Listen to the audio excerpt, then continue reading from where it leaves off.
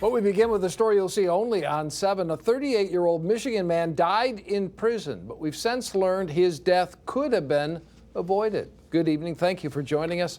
I'm Dave Llewellyn. And I'm Carolyn Clifford. According to a new federal lawsuit, Jonathan Lancaster was counting down the days until his release when his failing physical and mental health went unchecked, ultimately leading to his death. But tonight, our Jim Kurtzner shows us the Lancaster family is pushing for change in hopes of preventing something like this from ever happening again. The state won't discuss this case because of the lawsuit. They won't say if they've made any reforms because of this death. This should never happen to anybody's family, and I hope to make sure that it doesn't happen again. Her brother is Jonathan Lancaster, who is doing time at the Alger prison in the UP for armed robbery and had previous assaultive crimes. The lawsuit says he had a history of mental illness, bipolar, schizophrenia, depression, antisocial personality disorder. The lawsuit says in just 2 weeks leading up to his death, he lost 51 pounds, 26% of his body weight, and continued to rapidly deteriorate physically and mentally, while prison staff failed to obtain appropriate medical treatment. Everything was taken from the MDOC records. On the morning of March 11th last year, the lawsuit says the records indicate his issues escalated over the past week.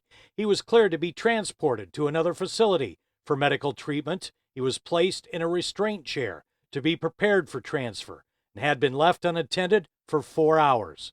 4 hours later, he was dead.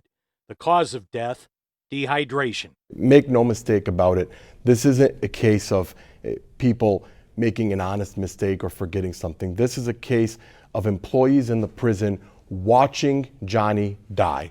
They watched him die and they let it happen. The family points to other prison death cases that didn't have to happen, including one in Washtenaw County, where a prison guard announced, "Somebody owes me lunch," betting on an inmate committing suicide. That guard was sentenced to 6 months in prison for involuntary manslaughter. We talked with this family and their attorneys earlier this year before COVID restrictions. Absolutely, it's not about money. No, it's about exposing what happens in our correctional facilities. Their campaign has been started on Facebook with the page Justice for Jonny. It's all about awareness and pressure on the system to do better. The Alger County prosecutor and the Michigan Attorney General are both working on a criminal case in this death. So many of these things are hidden. Families are paid off, their settlements, and they go away. The state has a contract with Corizon for medical and mental services inside Michigan prisons. This lawsuit names 11 employees and the prison warden. Corizon signed a 5-year contract with the state in 2016 for a reported $715 million and has been fined hundreds of thousands of dollars for trouble providing services. Neither the contractor nor the state is saying if any staff in the Lancaster case have been disciplined or fired because of the pending family lawsuit. It's just a job, and they go in and punch a clock, and they don't care who lives and who dies. Danielle says she visited him and called her brother until the state moved him to Alger 3 months before his death, and that contact was put on hold. They have to earn privileges to be able to do that. Then she did talk with him on the phone. He thought they were going to kill him. Then Danielle got that final call. I said to my husband, they killed him. Brianna is Jonathan's daughter. She's grown up and has a young daughter.